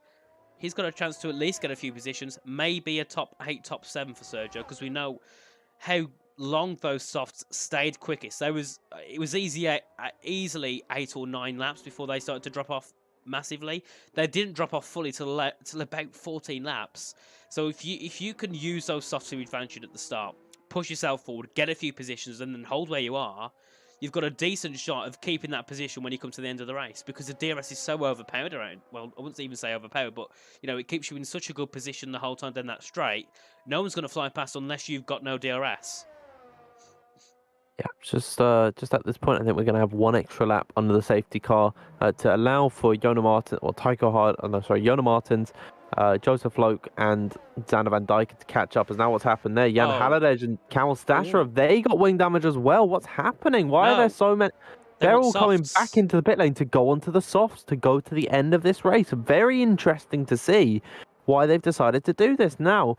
Sergio Sabrino, he was on the softs anyways, and now he's come back in to fit a fresh set. Mirko Soriano, Camel Stasher, Sergio Sabrino, they're all back into the pit lane. Allows for Joseph Loke to go back on through. More pit stops under the safety car, but Nathan, I'm not too sure why, because when you're under the safety car, you're not putting really anywhere onto these tires. So is it really going to make that much of a difference towards the end of the race? We're going to have to wait and see. I don't think it will, but I don't think we've ever seen anything like this before, have we, Dan, under a safety car? No. 3 laps on the trot, someone's pitted. Jose's pitted twice, Yoda's pitted twice, Sergio's pitted, I think, 3 times, Mirko's gone to a set of softs. I think Mirko and Camel, fair, but why is Sergio pitted again? He's now lost 4 positions. Joseph, however, who's pitted twice, had front wing damage, has now gained 3. and no disrespect here, but I'm just a bit confused how Xander Van Dyken, he's made 4 stops in this race now. What has happened to him? He's still 25 seconds off the lead. In all of these pit stop changes, you'd think he'd get up a few spots, but there it is, Nathan. Safety car finally in this lap. We're going to get racing on lap number 24 with 13 to go. Yep, and you can see Pence leads them away. They're into will surely soon be down in towards turn 1 at the moment. They're heading down into the stadium section. Dan, did you say this used to be a basketball stadium, was it? Baseball stadium back in the day. Okay. Oh, that's interesting. You can kind of see the shape of it, can't you? With sort of triangle layout, or the diamond layout, sorry, of the grandstands. But yeah, this used to be a baseball stadium back in the day. But yeah, at the front of the order, Ben Chabaconyi, he's already putting his foot down. We're back racing here in Mexico. Yep, down towards turn 1. You can see their great start from the top 2. And it's a 5/10 gap back to Max Wiesel. Now we'll see some people probably burn a bit of battery down towards his first corner to get themselves a nice position. Look at Richard Jacobs within a 10th.5 of Jan Halliday into turn 1. We'll see those two make a move in towards that first corner. He's gaining, but is it enough for Richard Jacobs? Let's see. Does he send it? I don't think he's done him close enough. No, he's not. Into turn 1. He seems to sit back. Jan has a bit of a slide. And you can see now, obviously, these sufferers will see how they start to move up the field. Jona Martins is leading them off with a penalty, unfortunately for him. But then behind me got Joseph, Mirko, Camel and Sergio, who are all hungry to get through on these medium tyre runners. Obviously, you've got likes of Simon Lekomsky, who's been on his tyres for 5 laps. Benson Yost been on them for 7. They're going to be completely in a disadvantage to these soft runners, who are surely going to be starting to work their way through very quickly.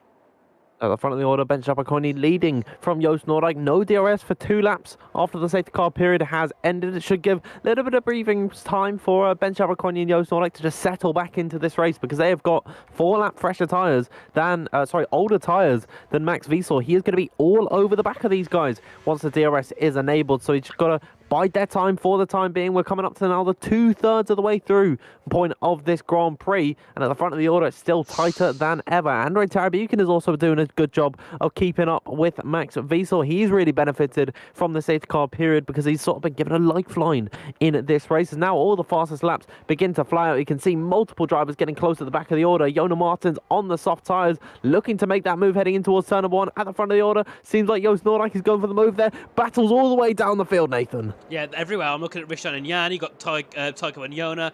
We've got Camel and Sandra into turn 1 as well. Sergio got a great run on Camel into turn 12, and well, they made a bit of contact, but they got through. And look how much time that has lost them. 1.4 seconds back. As you can now see, Joseph Floke looking for move around the outside of the Alfa Romeo into turn 4. Can he get himself ahead? I think he will, because the mediums are completely dead. Taiko can do nothing about it. We've got Mirko Storiano also looking for a move up the inside into turn 6 to put himself into P13. Now Taiko Hardy is in such a poor position in this race now. He's got nothing going for him, because these soft tyres are so much quicker as we come through. So just Sereno also already within a second of Taiko Hardy. He needs to get through on him as quick as he can and try not to get held up by the Alfa Romeo. You can see Yona Martins now within 5/10 of Rishan Jacobs, who's on the medium tyres. Obviously Rishan was then in 17th a few laps ago. He's now in the top 10 and looking to score points. Yona Martins up the inside into turn 14. That was a very close one, and you can just see how much more you can brake, how lazy you can brake on the over these medium tyres. Surely now they're going to be flying through. DRS has been enabled. This is going to be a game changer. Here comes Yona Martins on the back of Rishan Jacobs. No DRS until turn number 12, but no need for the Ferrari. He'll get up the inside and get himself back into a points-paying position in this race. However, of course, he has got that 3-second time penalty to his name. Further back behind, Mirko Soriano looking to try and battle it out with Joseph Loke, and I think the Ferrari driver is indeed going to benefit and get himself into P12. Now they've got a 1.3, 1.4 second gap to the train in front. They can't be fighting it out for these positions. They've got to make some move. They've got to work together and try and get closer, as now they're swapping positions once again. Oh dear, Taiko Hardy getting so close to the back of Mirko Soriano. Meanwhile, up the road, Yona Martins now ahead of Jan Haladej. Yeah, and that's also Rishan Jacobs went for a move into turn 7. That does not work. He has to back out of that one. But great move there from Yona Martins. And now we have Jack West in P8. He's now going to be under pressure from Yona Martins, as well as further back. You can see Rishan Jacobs still in the back of Jan Herde. Can he make a move into turn 12? I don't think he can. No, he's a little bit too further back at the moment to get a move done. But Joseph now within a second of Rishan Jacobs. It's key for him to keep that 1 second to get that DRS. You can see further back, that's Taiko Hardy being overtaken by Sergio Sobrino, obviously on the 3-lap old tyres and 4-lap old tyres for the soft runners, compared to the 5, 6, 7, 9-lap old medium runners. As you can see, Rishan getting a great run on Jan Herde down towards turn 1, but I don't think it's enough. As back further at the front, we've got a battle for the lead. We've got 3 of them going 3 wide into turn 1. Who will take the lead into the first corner? I think it might be Osno. Yes, it is. Massey going to try and fight it out. He can't do so. Tomasz Gall sends a massive dive bomb into turn 1. He puts himself ahead briefly of Andrei Tarabukin, who gets the position back on switchback out of that first corner. But now, Dan, this is going to be a crazy ending. Everyone is fighting for position. Yeah, back-to-back DRS zones allows for Joost Noordijk to defend that position. Here's Duncan Hoffman on the outside now of Tamas Gallo, the inside for turn number 5. Will he make the move stick? Because now Tamas is still trying to fight it out in towards Horkila, turn number 6 and 7, I think. Yes, Tamas Gallo has just been able to... Duncan Hoffman's been able to get the move on Duncan Hoffman. Now, here comes Szymon Komski in behind. It seems like Tamas losing a number of positions at this point. Further up ahead, Andrei Tarabukin with 4-lap fresher mediums is all over the back of Ben Shabakoni in towards turn number 12. They go look up the inside. We don't see normally many moves through here, but Andrei Tarabukin, he's got no fear whatsoever. He'll go up the inside and make that move stick onto the podium positions. There's Tamas Gallen behind, going for a very late dive bomb on Duncan Hoffman. He'll be forced off the circuit in towards Pinarino now for the Peraltada. I've got the wrong circuit here in Mexico, but Tamas Gall on the back of Duncan Hoffman. We'll see if he's able to make the move in towards turn number 1. Yep, they're all catching now in towards that first corner. You can see Tamas gaining very quick, but look at them all behind, trying to scurry through to get position. Max Finsel takes the lead. Jonah Martin's ahead of Jack West as well towards that first corner. And with his camera angle, you can't see anything. They need to go in 6 wide into turn 1. So it's Tamas Gall now ahead. No, sorry, that's Ben Shabakoni ahead of Duncan Hoffman. Tamas fighting with Jack West. Jack West back ahead of Jonah Martin. Jonah's had a mistake. He's fighting with Simon Lokomsky, who's now down to P9. Andrei Trabukin to P2 further up. Everything's going on. You can't keep up with it at all. Tamas Gall back up the inside of Duncan Hoffman. And I think Duncan's just got to keep it into turn 6. I think he will. Yes, he can. Back up to the inside, but Jack West also looking for a move into turn 6 on Tamas Gall, but I don't think it's enough. No, it's not. Tamas, he's fighting for his life here. Pandemonium here on lap number 28, and I'm just trying to calm down and see actually where are the moves being made. At the front of the order, Max Wiesel, he's been allowed to escape up the order. He's now got 1 second ahead of Andrei Tarabukin. Here's Duncan Hoffman trying to make the move on Ben Shabakoni in towards turn number 12, and Didi Willow got the inside. Jan Haladej further back behind, making a move on both Szymon Lokomsky and Yona Martins. Look at them, they're 2x2 Noah's Ark style in towards Forest Sol in the final sector, but I don't believe I hope they're not going to be crashing now out here. There's Max Wiesel, fastest lap of the race. He's done well to clear the rest of the pack. Andre Tarabukin in P2. Yellow flag, and Rishan Jacobs is out. He made contact with someone. He went completely around at the final corner. Safety car's back out here. Oh, well. The soft tyre runners didn't really make much of that at all, did they? The safety car's back out. Or is it? Yes, it is. Dan, what have we just seen? I don't know. I really don't know at this point. I was... I mean, we get to take a breather now, Nathan. We get to take a breather. But this is absolutely mental. Oh, we got someone going off. Oh, we got Jonas Martin's going. Oh, he's letting people back through for some reason. He's letting Mirko through. But now, do these soft runners pit again? If they've got softs left, because Josie's had about 17 soft tyres at this point. Do you pit at this point if you're on the soft? Surely you have to, don't you? And the mediums have to pit. Is everyone going to go back to a set of softs? I have no idea. I don't know if some of these drivers actually have fresh set of the softs. Like Jona's losing a number of places now. He's letting everyone through just to get confirmation of what happened. Rishan Jacobs, there was contact with Camille. Camille apparently just oversteered into him. And then before that, Joseph made a move. So yeah, I think the pandemonium, I was thinking about it. Someone's surely going to get bitten here and then have a spin and crash. And unfortunately, it was Rishan Jacobs catching the short straw. So really unfortunate for him this evening. And you know, he started so far down the order. He was able to make up a number of places in this Grand Prix, and it really just hasn't worked out for him. Sad to see that he is out of this race, as now, yeah, Max Wiesel and Henry Tarabukin, they're all going to be coming into the pit lane. Who is going to come off worse here? Tamas Gal pitting behind his teammate. Very interesting to see. Joseph Lokes had to stay out because Max Wiesel is his teammate. Kamil Stachera also has to stay out. Xander Van Dyken too. So some of these guys choosing to double stack, and I think Tamas Gal's going to be held up even more. He's actually getting a wing change down there. So, yeah, he's had some contact with someone. Jonas Martins has come into the pit lane. I say had some contact with someone because, truth be told, Nathan, I don't know anything. No, well, everything's happened. We've had so many people with wing damage. We've had so many people well, for once, we've only had 2 people with penalties, that being Xander and Jonas. I believe it's only 3 seconds for the pair of them. Well, Xander Van Dyken, he's in P3. Only if he didn't have that penalty.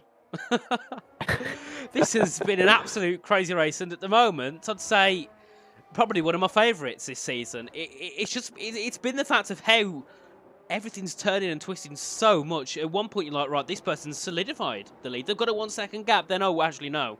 Sorry, there's a safety car back out. People have been further behind.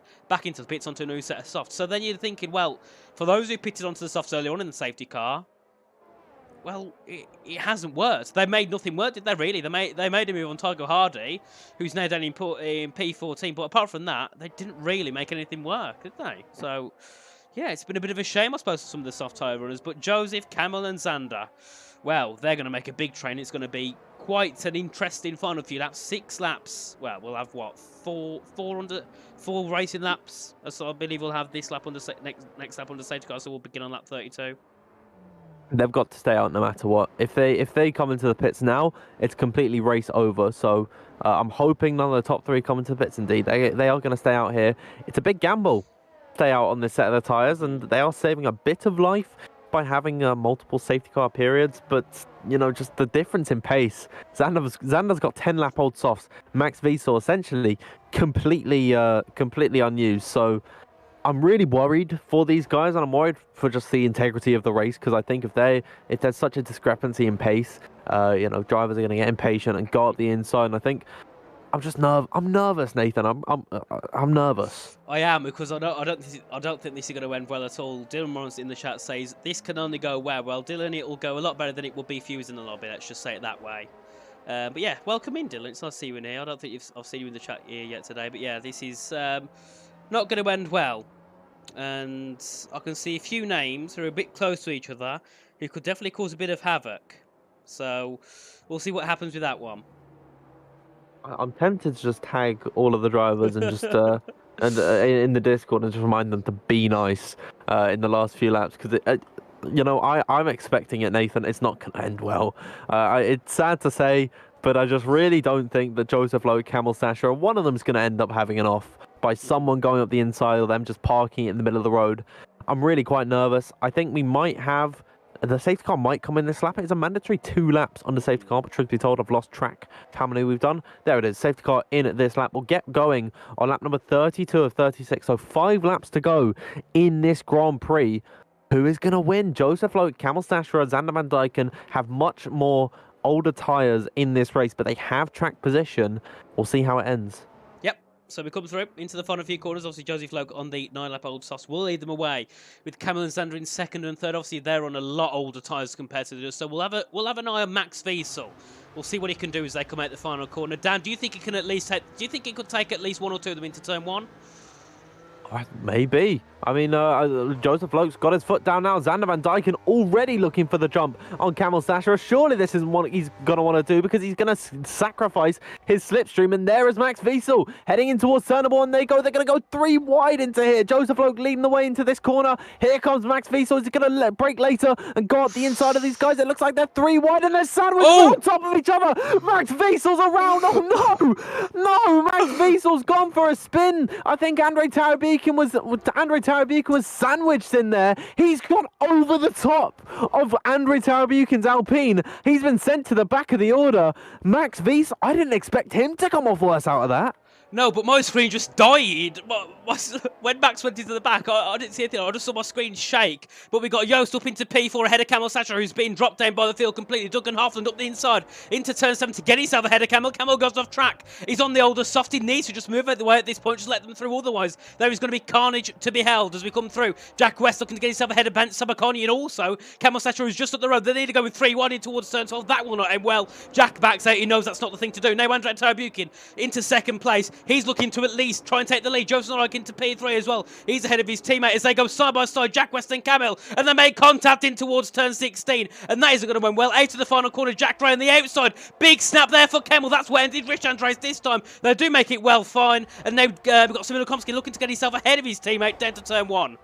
Is Andre Tarabukin going for the lead of the Grand Prix on lap number 33? Will he get up the around the outside of Joseph Loke? We'll have to wait and see. Joseph, we know he's aggressive. Can he hold him off on the inside line? What will he do here? Here he goes. Then it just doesn't seem like it. Andre Tarabukin is going to be able to take that position ahead of him. Here comes Joost Noordijk into the mix, in towards center before they go. Joseph Loke going back on the attack up the inside of Andre Tarabukin. Joost Noordijk around the outside. There's contact. Tarabukin set into a half spin. Joost Noordijk leading this Grand Prix. Andre Tarabukin P2. Here comes Duncan Hoffman arriving on the scene, and now in the space of just 2 laps, the podium's completely changed. It has, and well, you said Joost Noordijk would win at this rate, and you've got this right. As we come through, Tycho Hardy ahead of Sergio Sereno a little bit further down. Sergio's got a penalty, so they must have made contact as we come through, and now we've got Ben Shabakonya. He's right behind the back of Joseph Lowe. We've had someone round. That's Tycho Hardy around with, I believe, Camel as well. Made a bit of contact in that second set to Ben Shabakonya. 2 tenths back from Joseph. Joseph, we know, is trying to defend, but there's nothing he can do. Even though we know Joseph's aggressive, he just can't battle with this at all. Mirko Soriano side by side with Simon Lukomsky in towards turn 16 and 17, and I think it will be, no, Mirko does get ahead of Lukomsky and puts himself into P8. Then we've got side by side out to the final corner between Joseph and Benson. I think Benson's just about ahead. Yes, he is into turn 1, but can Joseph try and fight it back with that slipstream? I do not think he's close enough, but further afield, we've got Duncan Hoffman looking for him for P2 in towards that first corner. He has to back out. There's no point fighting it there as Joseph Loke now stuck behind Ben Shabakonya. Now we've got Jack West sitting behind them. Remember, he was in P16 on lap, I believe, 17. He's now looking for a top 5 finish as they go side by side down to turn 4. Jack's going to have to just send it at this one. Just brake late to get yourself ahead of Joseph Loke in towards this corner. I think he does. Yes, he does. Jack West now into the top 5. What a performance by him.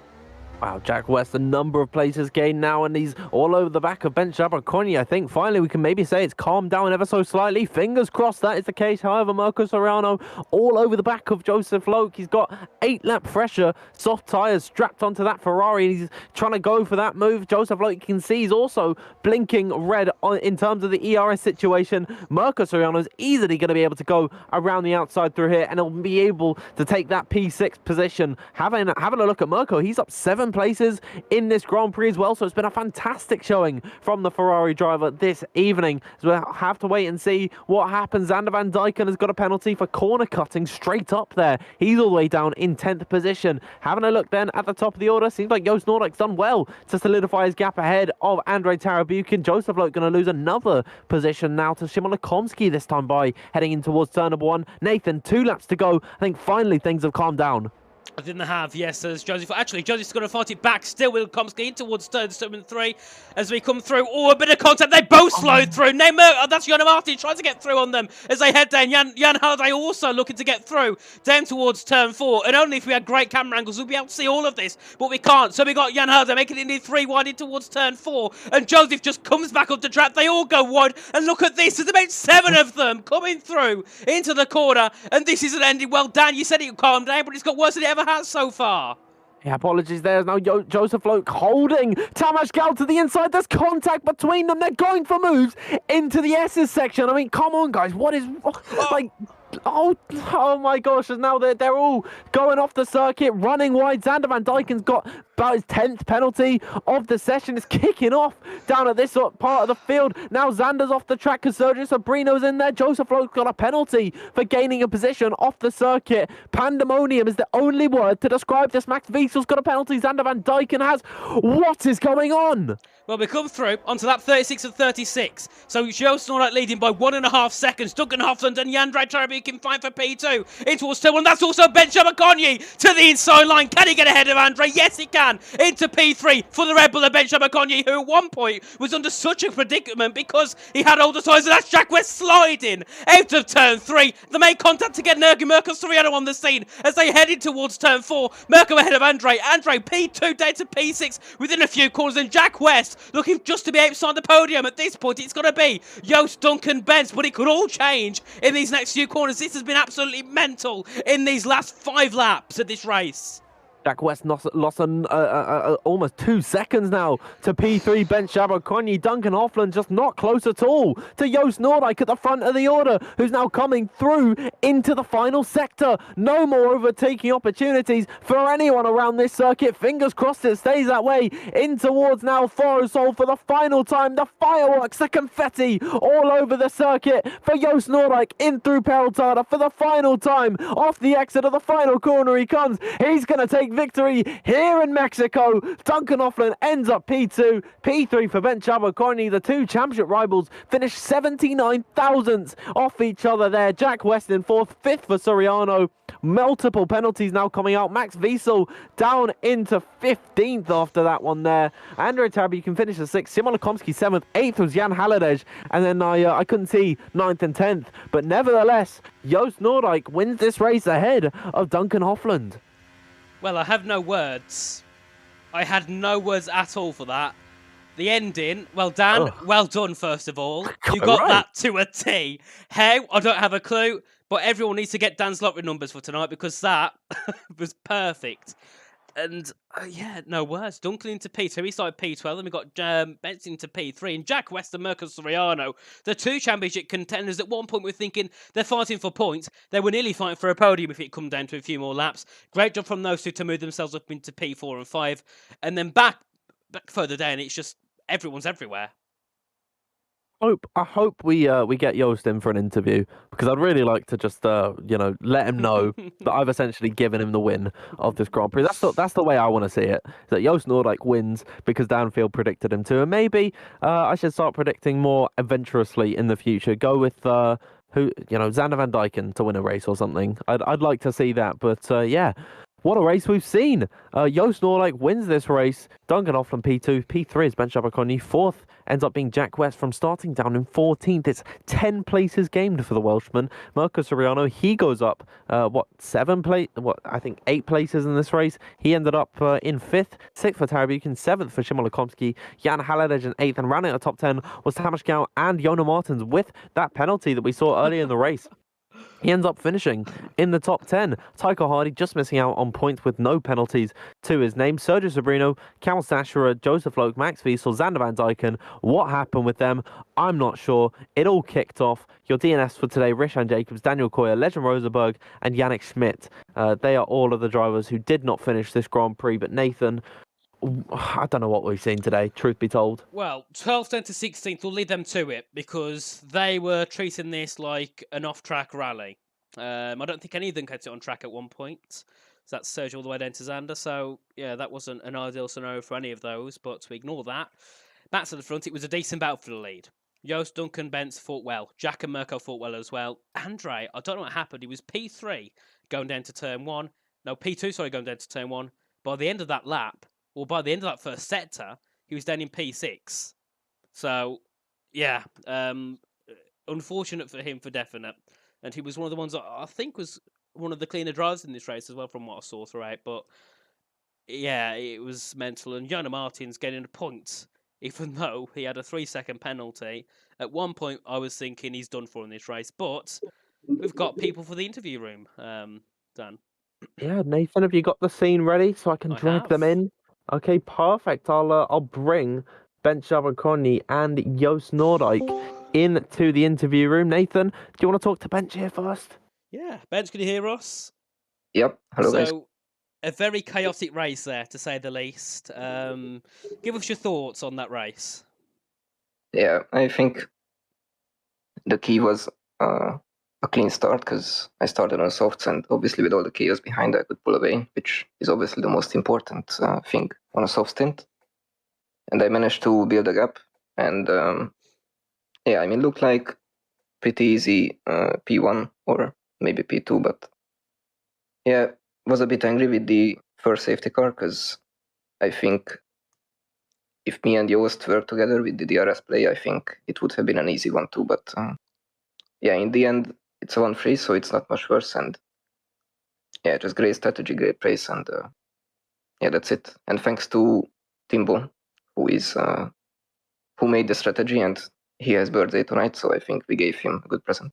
Yeah, and was this a track he was quite hopeful to get a good score in, or was it a track that originally wasn't too hopeful at getting some good points in?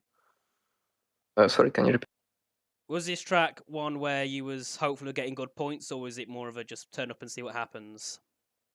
I definitely expected good points because obviously I have seen the times in the practice session, and it wasn't that far away from what the guys do in Tier 1. So I really wanted a good result here, and so yeah, happy with the podium. Yeah, well done. Anything from you, Dan? No questions from me, Bench, but really well done this evening. It was certainly a chaotic race, but it went your way today. Yeah, thanks, mate. Well, that was Bench Conny in for the interviews. Apologies for seeming a bit absent. I just spilled water all over my desk. I'm getting it clean now, but we've got our race winner, Joost Noordijk, in the commentary box. Joost, can you hear me? Yes, hello. All right, so starting it off with qualifying, it didn't quite go according to plan. You ended up in P8, but just a 10th off of being on pole. What happened there? My second run, I was on 2/10 up on my lap on a 0.0, so I was on a 0.8 flat or something in my second run, but an Alfa Romeo was literally on the apex in the last corner, so that destroyed my lap, and so I had to put a good lap in for my last run, and it was not very good, but it was decent. With P8, you can do something in the race. So. And coming into the Grand Prix, you started on a set of the softs. A lot of drivers opted to go for the mediums, for the hard tires. You ended up going on the Red Bull set. What guided your strategy decision there? I was just thinking about mediums or softs, and not even on the hards. So I was quite surprised that everyone went for the hards. But at the end, I went for the softs to have an aggressive first stint, and I was in P3 or P2 after like sector 1. So I think it worked out very, very well. And at that point, I was able to do insane pace together with Benz, pushing each other quite a lot. So I think that was very important. Now, believe it or not, coming into this race, I actually predicted you to take victory this evening. Of course, with all the chaos of the safety cars. Anything you want to comment on there? I think if there was no safety car, I think Benz and me, we had a 1-2 because we were insane together with race pace, and we could work together with switching. So, but yeah, safety car came. The first safety car was very unlucky because that destroyed our race, and the second safety car helped us again. So, I was just very angry at the first safety car, very happy with the second one. So, yeah. Well, I mean, really well done. That's all from me. But Nathan, anything from you? Just one thing is, well done for getting through that carnage and making it through safely. Thank you. So I think that'll bring us to the end of our interviews. Never mind, we have got Duncan Hoffland in the waiting room. I'll drag him in now. Nathan, do you want to talk to the man that's finished in P2 this evening? Yes. Welcome in, Duncan. Can you hear us? I can hear you, Nathan. So, great job yet again to take P2 in that race. Talk us through it. How did it go from your end? Carnage, first of all. Yeah, how did it go? Obviously, qualifying was not ideal. Then the start gained some positions. I think just in general, I was running a quite low wing setup, so at the straights I could make some moves. The corners obviously struggling a bit, and with safety car it was every time a different tire compound. And in I think lap 34 I almost lost it in the S section, so almost lost my podium there, but managed to close the gap to Andre again. Get the DRS, and he didn't get it, so that was an easy pass on the last lap, and that gave me P2.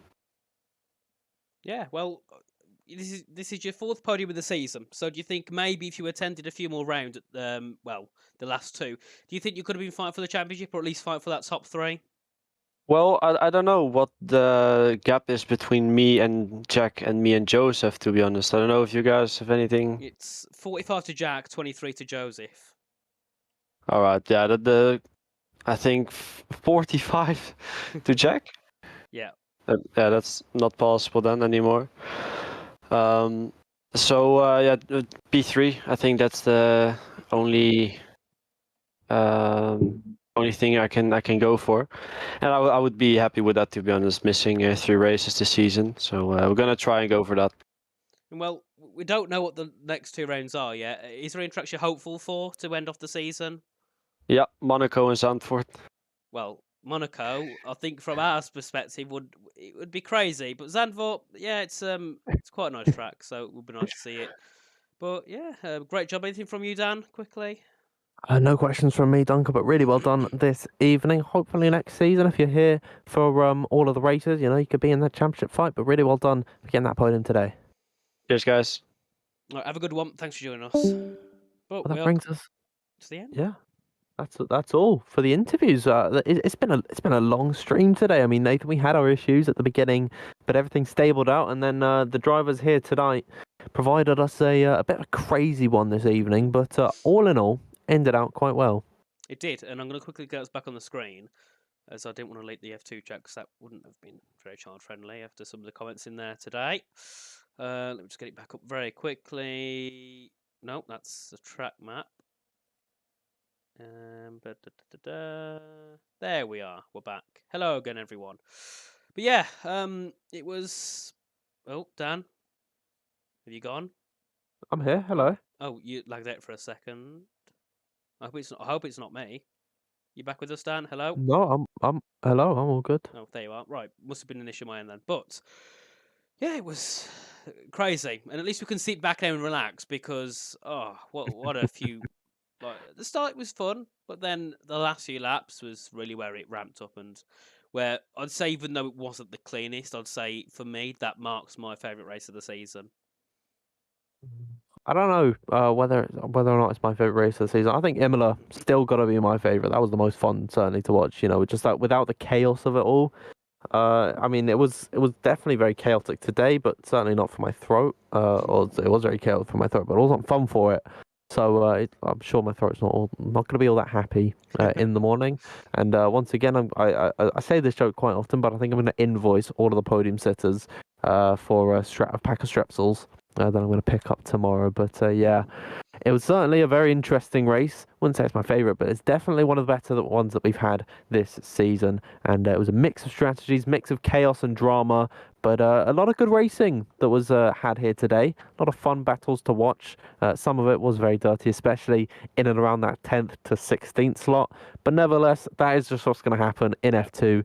And it's I think it's worked out okay. We had minimal damage from what happened. A lot of penalties, but I think Stuart's going to be very busy. Yeah, well, no points for Joseph Logue. 4th and 5th for Jack and Mirko. I think now Joseph is pretty much off the cards for the championship. I think it is between Jack and Mirko. Obviously, 2 rounds left. I don't know what the calendar is yet. I don't think anyone knows. I think it's going to be down to a vote, I presume. So we'll see what happens with that. But yeah, I think you got an interesting couple of races to go. I think, in a way, I hope I hope Mirko gets a lot of points next race, and I hope Jack doesn't, so we have a great final. Not in a mean way to Jack at all, of course, but yeah, I wouldn't mind a title fight in the last race. That I think would definitely end it off well. I think this has been, we're 10 rounds in. I think it's, we can make an assumption on the season. It's been chaotic, but I think it's been a great one to watch, hasn't it? All the way through for the viewers, races on not all the racers, but some of them, and the commentators, of course. Yeah, I think Joseph is just about in the championship hunt at the minute. I've done some quick maths in my head. He should be about 30 points back from Jack West coming into the final 2 rounds of this season. So essentially, he needs to win both races, and he doesn't need fastest lap, but he needs to win both races and have Jack West score as little as 3 points. 2 points to actually win this season. He'd take it on countback due to having more wins than Jack West. So it's definitely going to be a big ask for him. And I would like to see a championship fight coming into the last round of the season, which I believe is yet to be announced, if I'm not mistaken. So it should be very interesting to see where we go there. But nevertheless, I mean, that's all I've got to talk about for this stream. And it was a good one. It was fun. It was interesting. Very chaotic. Stewards, once again, as I said, going to be very, very busy, Nathan. But hopefully, going to see some cleaner things next week. Yeah, hopefully. Normally we'd say, right, we're here next week. Let's see what we have. But, we know nothing. The drivers know nothing. I presume... I don't think anyone knows anything yet, because I believe it's still down to a vote which hasn't even begun, or hasn't even, the decision hasn't been made. So we'll see what happens with that. Obviously, keep your eyes on the socials, and maybe some of the drivers' socials as well. Obviously, things will come up, and when it's announced, you'll see it everywhere: Discord, Twitter, Instagram. So obviously, keep yourself looking there for the next race. I'm quite intrigued to see what tracks we got. I wouldn't mind Zandvoort, but Monaco, I wouldn't exactly suggest that one myself, Dan. Yeah, Monaco would definitely be awful. I mean, PSGL, every single race, every single game cycle likes to go to as many circuits as possible. I mean, Monaco, it'd be good to get out of the way early, but maybe in the later seasons after F1 Esports, when no one really wants to drive the game anymore, maybe we can give Monaco a go, and everyone would just sort of trundle around in a DRS, not even a DRS train, just a slow-moving train throughout the streets of Monaco. I wish it was a better race, to be completely honest with you. I mean, it's a very fun track, and it's got history in Formula One, being sort of the crown jewel of the F1 calendar, but it really just doesn't have that feeling on the F1 23 game. It's not really all that fun to drive, and it doesn't make for great races, not many places to overtake.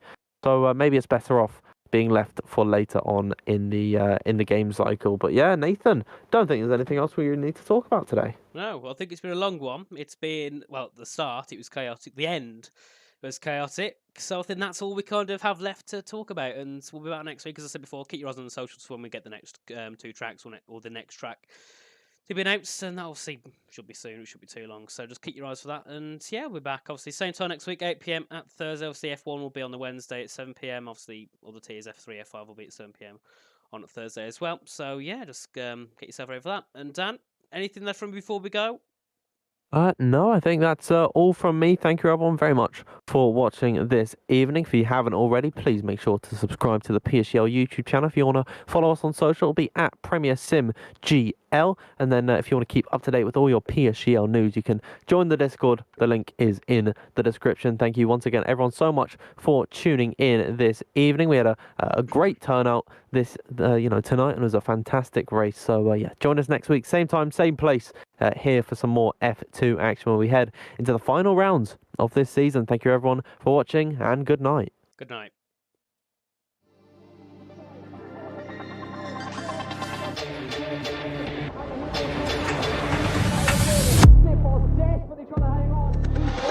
He's got the inside, up here is through, on the left-hand side, hooks the apex, gets on the power nicely, and that is job done. Jarno Opmeer now, to the last couple of corners now, his finest drive, his greatest drive, and he's done it at the Circuit of the Americas. He returns to the top step of the podium. Once again, the GOAT is back. Jarno Opmeer wins the US Grand Prix in a stunning Grand Prix.